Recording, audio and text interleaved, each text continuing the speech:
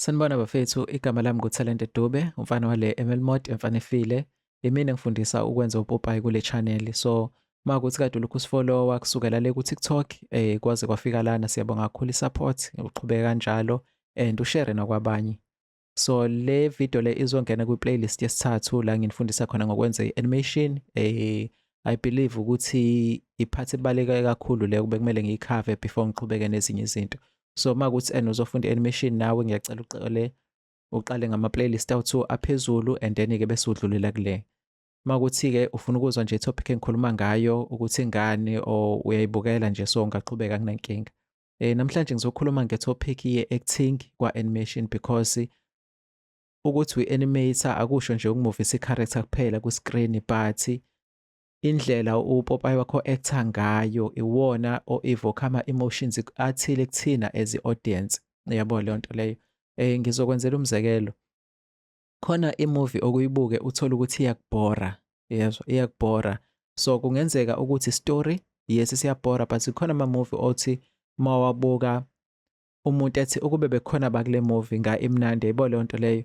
Okusho ukuthi sometimes it's not about a story but it's about wena as a-actor oyenza ukuthi leyo movie ibe mnandi kakhulu. Siyazi ukuthi nakhona ama-movie mezophuma kuthiwa khona umuntu owukuthi ku-act umuntu owukuthi kuyona noma i-director obani, sazi ukuthi sure leyo movie izoba mnandi, yabo, cause those people ba-understand ukuthi ba-connecta kanjani nawe as i-audience ukuze ufile lento abafuna uyifile, yabo leyo nto leyo. Ba-understand ukuthi as i-actor akwanele nje ukuthi uzothatha into kwi-script ukuthi i-script sithi yenza ini usho ukuthini and then sekuphelile osukwini lapho. They understand ukuthi kunama-choices okumele bewenze ukuthatha a simple text, amagama abhalwe kwi-script asimple bewenze ebene-meaning ezo-evoke those emotions kuwena. Khona ama-movie okwabuke uzukhohlwe nokuthi ubuke i-movie, uzukhohlwe nokuthi uma umuntu oney'ngane ekhaya uzwe ngengane sikhuluma uthi hayibo kanti ngisakulo mhlaba wey'nsizwa, yabo, cause isitori sesikhuke ngale ndlela leyo yokuthi usiya-enjoya yonke into efilwa i-character yakho, uyayifila uma besemzimeni uyakhala, uma ekugcineni sewinile usho ukuthi yes they deserve this, yabo. I-movie uyibuke for i-hour but it's like usube nabo impilo yabo yonke ukuthi they deserve this, yabo, bayilwele lento le because whatever ebebeli-actor balithathile balenza laba iqiniso kubona and then lavela liyiqiniso kuwena as i-audience. So uyazi ukuthi i-story lesi, uyazi ukuthi i-actor lesi but still ukubhilivile lokho ukuthi benzani, bayayiphila leyo mpilo ngaleyo moment ngenkathi ubuka i-movie, angithi.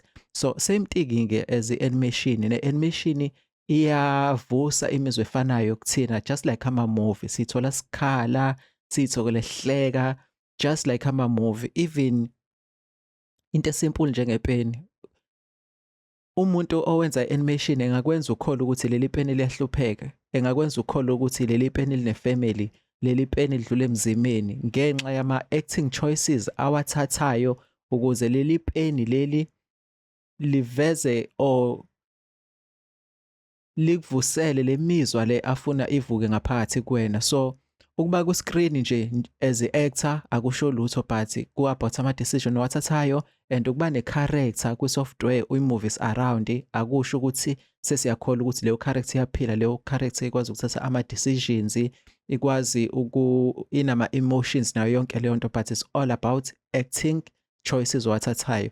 So singamnandi isitori sakho but as an animator ungasenza sibhede, ungasenza futhi sibe sihle ngama-choices owathathayo e-acting ukuthi leyo character ivuse lemizwa lo ofuna iyivuse ngaphakathi kuthina, yayibona leyo nto leyo. So ngalokho-ke amanye ama-actors uthola ukuthi athatha even ama-acting classes ukuze ezokwazi ukureacha i-audience emotionally ngaleyo ndlela afisa ngayo. Amanye uthola ukuthi kumele animate mhlambe i-fight scene or i-martial art, uthola ukuthi-ke bazoya beyodlala i-martial art mhlambe be-train for a month ukuze lento abazokwenza opopayi beyenze i-connect nawe, ubelieve ukuthi balwa ngempela leyo nto leyo, yabo, because ekugcineni kosuku just like zonke izinto, just like ama-movie opopayi nabo bayi-tool to tell a story, bayi-tool to touch iy'nhliziyo ze-audience, yabo? I-example yalokho kufana ne-instrument yokudlala u-music. Uyazi ukuthi mhlawumpe isiginci lesi, uyazi ukuthi i-flute lena, uyazi ukuthi yini le, awu-connect ngalutho, uyazi ukuthi this is just an object, but mina ngiyakwazi ukudlala leyo instrument ngikutouch, uzizwe usemathandweni, uzizwe uvukelwa imizwa ethile ngale object engelutho kuwena, yabo? So same thing as i-animation, same thing as ama-characters, so ayakwazi ukusithatha esibeke kuleyo ndawo enjalo because umuntu behind them understand ukuthi uzo-reach-a kanjani kuwena, uzofika kanjani kuwena to evoke those emotions. So kule video-ke ngizoshare ama-techniques ambalwa of which asetshenziswa nama-actor ukuthi e-reach-e u-audience the way sichaza ngakhona, yabo? So lama-techniques ngeke kwenze i-actor overnight and ngeke kwenze i-animator e-great overnight, but azoshintsha indlela yakho owenza ngayo i-animation, indlela obuka ngayo i-animation. So kune-document-ke enikwa ama-actor esuke ibhaliwe ukuthi mhlampe azobe ehleli kuphi, ngasiphi isikhathi sosuku, azobenzani, and then if u-actor nomunye umuntu ebese yabhalwa-ke ama-lines ukuthi wena ngaleso sikhathi uzobuthi, and then yena kuphendule esho into kanje, nawe umphendule usho into kanje. So labo line ababhalwe lapho ozobe ubasho ibona sibabiza ngolayini be-dialogue, yabo? Babhalwe ngoba benjalo nje. Ungakwazi ukuma u-actor usho leyo nto ebhaliwe lapho nomunye umuntu esho ebhaliwe, but i-subtext-ke yona yinto osuke uyiqonde ngqo noma osuke iphuma ngaphakathi okuyiyona ochaza ukuyisho the time usho lowo line, yabo? Ngenze i-example ezokunika isithombe. Let's say ulayini wami uthi ngicela uphume, yabo? So uthi ngicela uphume, usimple kanjalo, asazi ukuthi kuphunywa uma kwenze njani, yabo? Maybe ngithi ngicela uphume sengiyavala lana, or ngicela uphume or sesiyahamba or anything kanjalo, but let's say now kade lokhu ngikuhlupha and sengikubangela isicefe nje, selokhu ngikunaka, yabo? Ngila eduze kwakho nje, and then buse usho the very same line, so now ngawusho kanjani, yabo? Maybe something like ngicela uphume, yabo? Into kanjalo, it's the very same line, but manje usuthini ngokwe-subtext ngaphansi uchaza ukuthi ena angikudingi la eduze kwami, yabo? Angikudingi la eduze kwami, ngicela ungisukele. Or else let's take this very same line, maybe susho ngale ndlela lesithi ngicela uphume, yabo? So ukusho kwami ngicela ngaba ne-pause in between uphume, yabo? Ngicela uphume or ngicela ungiphumele, cause as i-actor uyakwazi ukushintsha ulayini kancane ukuze ufithe lento ozama ukuyi-expressa, yabo? So leyo nto ozama ukuyi-expressa ngaphansi iyona subtext yolayini wakho, yabo?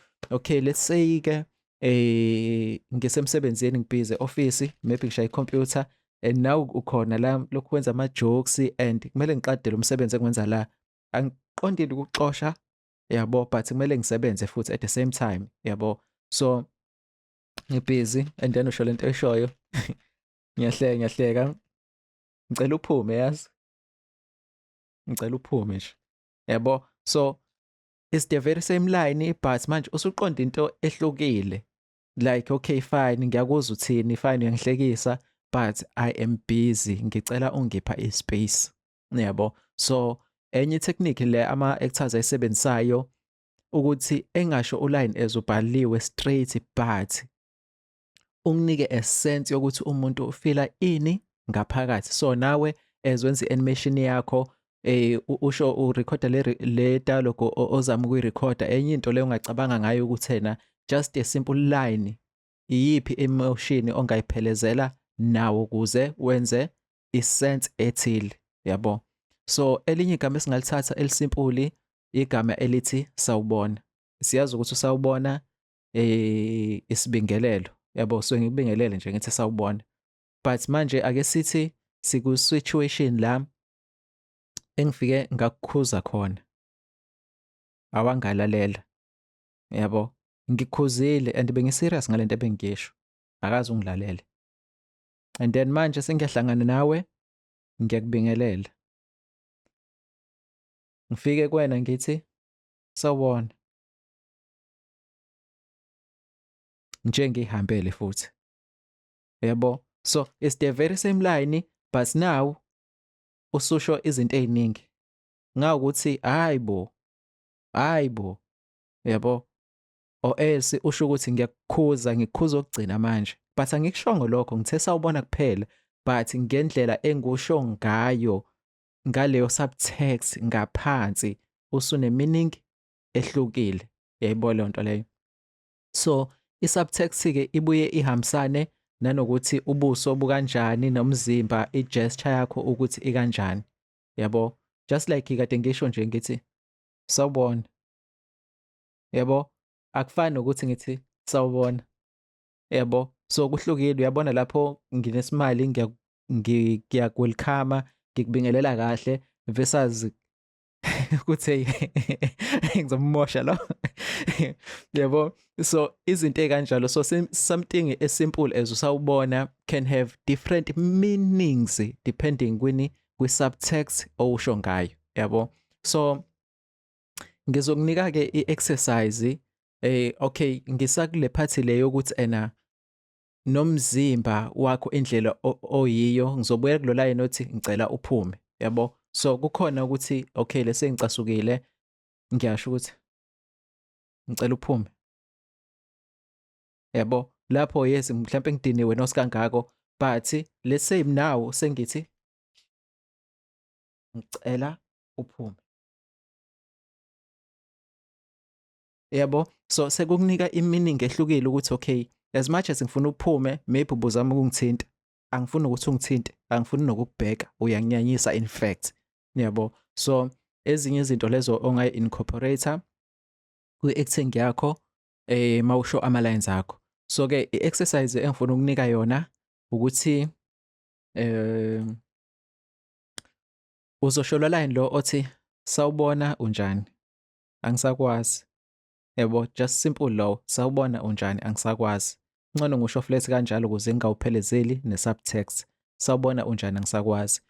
Okokuqala uzowusho as if uhlangana nomngane wakho okade wamgcina.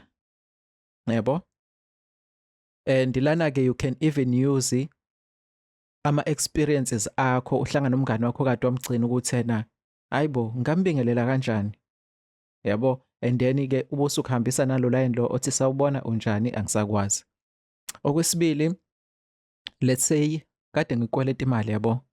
And kade lokhu ngikudakhela maybe imali ye-rent or lokhu ngikubalela izitori and usuze wahlangana nami finally. And then ungibingelele ngoline ofanayo. Sawubona unjani, angisakwazi. Ubuke ukuthi umehluko manje between ubingelela umngani versus ubingelela umuntu oyitshela ukuthi usile ngawe ukuthi uhluka kanjani. Okay, and then bese kuthi okwesithathu let's say ngomuntu ongafisi ukumbona, yabona ukuhlangana naye, but sekwenzekile ukuthi sengiseduze kwakho. Yabo. Usiyangibingelela nje, sawubona unjani, angisakwazi. And then ubuke i-tone yakho ukuthi ishintsha kanjani kumuntu ongafuni ukumkhulumisa, but usiyavuma phela ke mhlawumbe ngoba usize wakubingelela.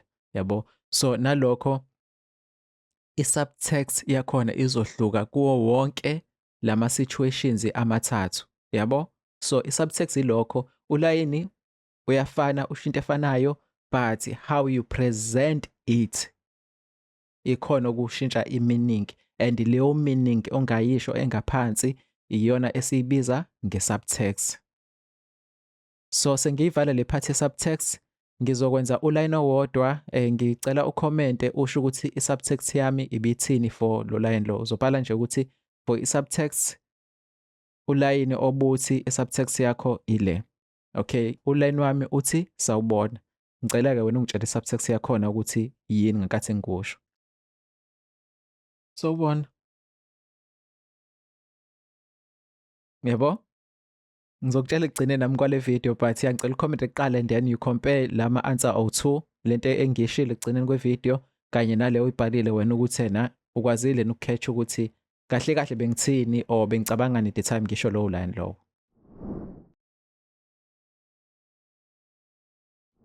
So iphathi yesibili esongena kuyona ama-objectives. Ama-objectives is more like isizathu esikwenza wenza into ethile, yabo. Lokho kungashape indlela o-actor ngayo towards umuntu ukuze usho leyo nto oyishoyo, yabo.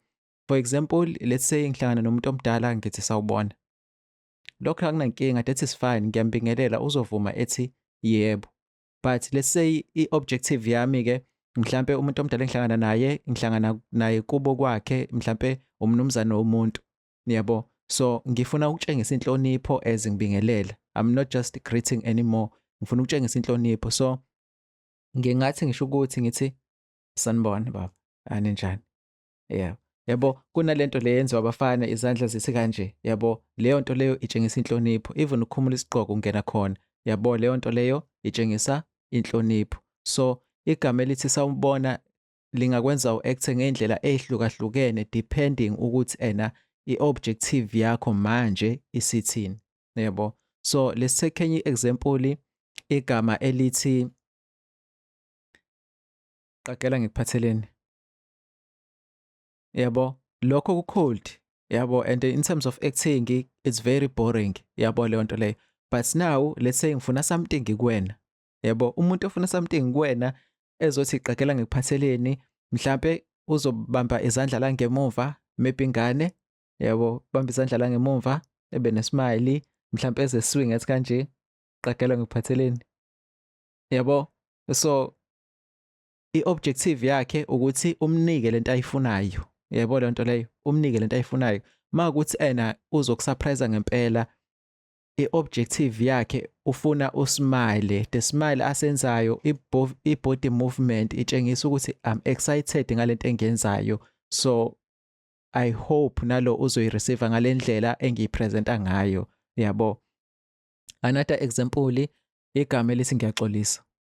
Umuntu ethi uyaxolisa ingoba usuke efuna ukuthi umxolele, but it could mean so many things ngendlela umuntu ayipresenta ngayo kuwena emesho leyo nto leyo. So kushape yini loyo i-objective yakhe. Let's say ngiyakufica sebenza ndawonye, ngifica wenza into wrong emsebenzini mhlawumbe uyantshontsha, and uyazi ukuthi-ke vele mina hayi ngizobatshela abaphathi, yabo, leyo nto leyo. So uzoxolisa kumina, uzosho ukuthi ngiyaxolisa, but ngeke uvele uthi nje ngiyaxolisa, yabo. Uzosho nge-objective yokuthi awufuni ukungena enkingeni, awufuni ukulahlekelwa umsebenzi, maybe lo msebenzi lo means a lot kuwena, yabo. And then having objective sekushintsha i-acting yakho towards mina, yabo. Mfethu ngiyaxolisa kube liphutha ngeke kuphinde kwenzeke, ngimfunga uma, yabo. Lokho ngeke uvele ukwenze without i-objective ethile, yabo. Ngeke uvele uthi nje kumuntu ngiyaxolisa every time oxolisa bazoyibuza nabuthi hayibo kwenze njani, yebo. So kwenza sense. So objective shapes the acting, yabo. Nokunye let's say ngiyazi ngenza into wrong kuwena, yabo, and ubhizi lana uyangirasela ngayo, yabo. Ngingasho ukuthi ngiyaxolisa, yabo. Ungiyaxolisa cold, and in terms of acting is not even interesting, yabo. What if I make another choice indlela engizoxolisa ngayo, yabo? Mhlampe ubhizi uyarasa and stuff. Okay, fine, ngiyaxolisa, yabo. Maybe angixolisi nokuxolisa at this point, ngifuna usuke eduze kwami, but indlela engenze ngayo nje nawe uyabona ukuthi okay, lo muntu akayingeni indaba yami, yabo. Objective yami ukuthi usuke, yabo. Objective yakho bekuthi uzongitshela into ongitshela yona noma ngitshela into engitshela yona, yabo. So another last example in terms of ngiyaxolisa, let's say ucabene nomuntu onendaba kakhulu naye, yabo. Awufuni ukuthi kulahlekele and into oyenzile uyazi ukuthi wrong, yabo. So umfica uhleli phansi, ngeke kufike ukuthi ngiyaxolisa ujike uphume, yabo. Lokho akuna emotions, lokho ngeke kuthathe naye serious. But if ngizohlala phansi mhlambe ngimbambe isandla ngithi ngiyaxolisa, yabo. Bengaqondile ngiyazi ukuthi yabo amaphutha nje okuba umuntu wasemhlabeni, but into engiyenzile nami ngiyibonile ngempela ukuthi i-wrong, yabo. So ngicela nje ungixolele, uzame ukwehlisa umoya Nkosi yami, ukuthola enhlizweni yakho nawe ukuthi ungixolele cause ngiyakudinga mina empilweni yakho. Yabo, objective ukuthi I need you, yabo. Even if usungayishongo zonke lezi zinto engiyishilo, but the objective there changes how you approached the person, yabo. Just like i-subtext, just like ama-objectives, ziningi izinto ama-actors ayisebenzisayo ukushape ini i-acting yazo. And I hope lezi ngikunike zona will help you ukuthi ustructureishe uma ushutha ama-reference akho noma urekhode ivoice yakho, ukustructureishe ngendlela. Cause even indlela ozorekhoda ngayo ama-voice over akho, if uwafaka lezi zinto zo-subtext, if uwafaka lezi zinto zo-objective, sizokwazi ukuzwa ukuthi okay, imudi yalo muntu ibikulesi simo lesi. Cause even umuntu ekusendela i-voice over, i-voice note ku-WhatsApp, uyakwazi ukuthi okay, lo yangishayashaya, lo ufuna into ethile kumina, or lo i-voice over ngoba yenza nje ulimele ngaphakathi, yabo. So let's say uxabene nomuntu wakho, umtshela uthi mfethu, angiyithanda lento yenzile, ngiphatha kabi and awuxolisi nokuxolisa, awutshengisi ukungihlonipha ngalento yenzayo, yabo. Ekwenzela ilukhunga i-voice note athi okay, kulungile phela ngiyaxolisa, like uzoyithatha serious leyo nto leyo, ayina emotion, ayina i-subtext yakhona itshengisa ukuthi anginandaba. So i-subtext is very important, objective is very important. Ngizokunika ama-exercise objective, ngibona ukuthi uyakwazi yini ukuwathola, maybe ungawabhala ku-comment ngaphansi. So i-exercise yokuqala, let's say umama uhlele ekhaya, ubuka i-TV kuney'ngane ziyadlala, ebese etshela ukuthi ake niphume niyodlala phandle. What do you think is the objective yokuthi esho njalo, ake niphume niyodlala phandle? Ngaka ukuthi izodlala kahle phandle? Angazi, uzongitshela ku-comment. Okwesibili ukuthi let's say kunomuntu okweleta imali and kade lokhu ekubalekele, just like example yasekuqaleni, and manje sekuyophela inyanga, ebese kusendela i-SMS ethi yena angithule njalo, yabo, ngizovela kuwena mase ihlangene izinto. What do you think is the objective? Ukusendela i-SMS sekuyophela inyanga ukutshela ukuthi uzovela mase right. What is the objective yakhe? Yabo, so izinto ey'kanjalo ke. So zonke lezi zinto ke awukwazi ukuvela uyiqagele, yabo. Ukufunda nje impilo, ukufunda i-life ukuthi abantu babehave kanjani, abantu izinto, yabo, indlela abayishapha ngayo before besho into ethile ukuthi oh okay, lo uzofuna into ethile-ke ngoba enza kanje, or lo umzimba wakhe ngoba expresse kanje nalento ayishoyo kuyahambisana, okay, ukhuluma iqiniso or ukhuluma amanga or kuhambisana, yabo, izinto ey'kanjalo. So adlulele kokunye-ke.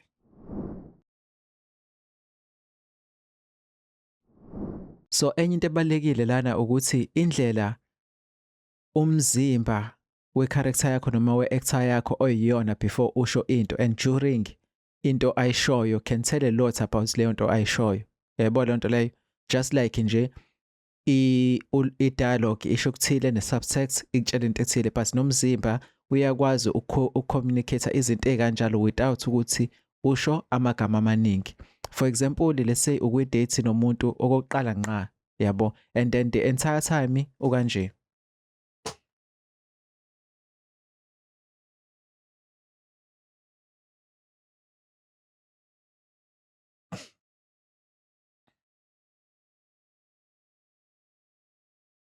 Uyayibona leyo nto leyo. So one, kungasho ukuthi aka-enjoy ukuba nawe, usefuna ukuhamba. Two, akekho maybe not comfortable ngendawo, yabo, kungenzeka phela nalokho, but kuma-choices ozowenza ukutshengisa lokho ngokwe-acting, but umzimba wodwa uyakutshengisa ukuthi okay, la i-vibe yakhona, like the energy, yabo, ayikho on this level ukuthi ungathi okay, lo muntu uyaku-enjoya or uyakuthanda ukuba nami kule ndawo, yabo. And if umbuza ukuthi u-right, yonke into i-right, evume ethi yes, but ukuvuma khona uzoqala ethi yeah, ngi-right, yeah.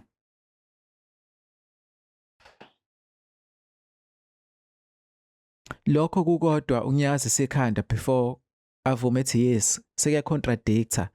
Umlomo uthi ya ku-right, but umzimba uthi cha, yabo. So immediately thina sibukayo sesiyarealize ukuthi okay, unamanga ayikho lento ayishoyo. From ekuqaleni indlela ebehleli ngayo to ilukhunga indlela akhuluma ngayo before esho lento ayishoyo, that is not true, yabo. So enye into nawe as an animator, as an actor ungayisebenzisa leyo to give i-meaning kwesini yakho, yabo, ukusitshela ukuthi no, angikho happy ngale ndawo engikuyona, angikho happy ngale date, I wish sengihambile, without ukuthi uzusho njalo, yabo. So umzimba can tell a lot, umzimba can communicate your feelings, yabo leyo nto leyo.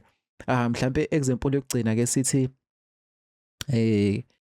u-invite abangani bakho, wabaphekela, maybe abangani abawu-2, yabo, wabaphekela, wabaphakela, badla, awukho nabo, and then uyafika kubona uzobabuza ukuthi guys kube mnandi ukudla, but before bekuphendule benze kanje.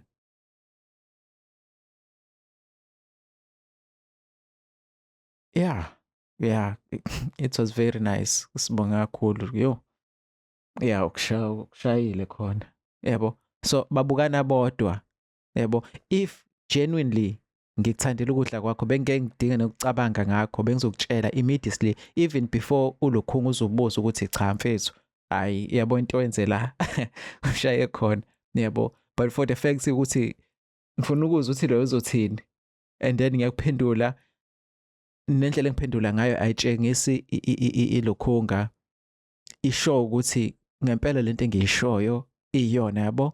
So sesiyazi ukuthi ngathi ushaya eceleni mfethu, yabo lento leyo.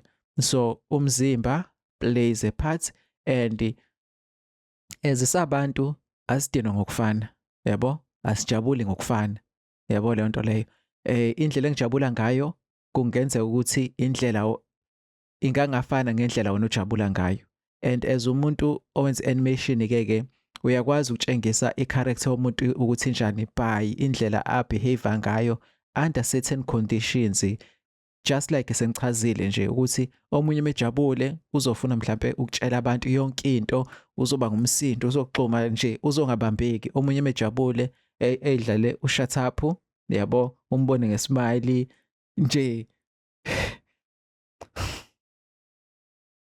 kube naleyo nto leyo, yabo. So nalokho kuyakusiza ukuthi useparate ama-characters akho, ama-characters angabi ne-personality efanayo. Ne-personality does play i-role ekutheni i-character yakho, whatever elenzayo, umzimba, indlela obehave ngayo iba kanjani.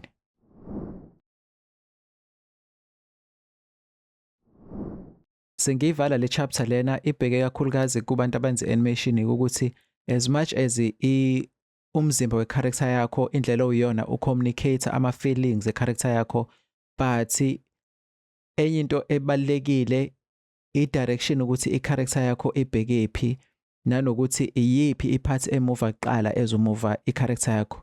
Lesi ngithanda ngikwenzele example, isikhathi esiningi sabantu sinaka ubuso namehlo if usixoxa nomuntu, or if usibuka umuntu ukuthi yena ikuphi la abuka khona, yabo. If ngihleli nawe sixoxa kanje and then ihlo lami lithi nawe uzofuna ukubuka eceleni ubone ukuthi yini le ethatha i-attention yami, yabo leyo nto leyo. So same as i-character yakho as uyi-animator, la ibheke khona nathi sifuna ukubona ukuthi yini elapho, yabo leyo nto leyo. So leyo nto ibalekile, nanokuthi imuphi umzimba ohambisa kuqala as i-character imuva, nalokho kubalekile to some certain extent, yabo, ukusitshengisa ukuthi i-attention ye-character yakho ikuphi. For example, lese i-character yakho ibuka something ku-TV and ayifuna ukuphuthwa nanomzuzu owodwa but ayizwa kahle, so kumele ibheke i-remote. I-remote ayiyaziphi, so uma ubheke i-remote vele uyampumputha uthi kanje, ngeke amehlo akho asuke lapha. So into elida i-action yini? Isandla sihamba kuqala then kulandela umzimba, but uma ukuthi awuyiboni, yabo, ubuso buyashesha bubuye ngalapha, but into edonsa umzimba yini? Isandla, kulandela umzimba, intamo, ikhanda, then finally amehlo, and then bese yabuya nawo, yabo leyo nto leyo. So lokho kusitshela ukuthini ibalekile lento ayibukayo, yabo. And another example, let's say ngala kule direction engibheke kuyona kukhona ismell, yabo leyo nto leyo. So if uzwa kunuka something endlini, uphusha ikhanda kuqala phambili angithi ikhala ukhogela like Yebo leyo nto leyo. That's because usiconveyela i-message yokuthi khona into oyizwa inuka. And maybe example yokugcina ncinci ukuthi ukutshengisa ukuthi ngi-interested kuwena. Lese siyaxoxa kanje and ungixoxela something and then bese bakhona umuntu ozongiqhweba la ngemuva. But ngifuna ukutshengisa ukuthi ngi-interested kule nto oyishoyo. So lese uyangiqhweba manje and ngikulalela.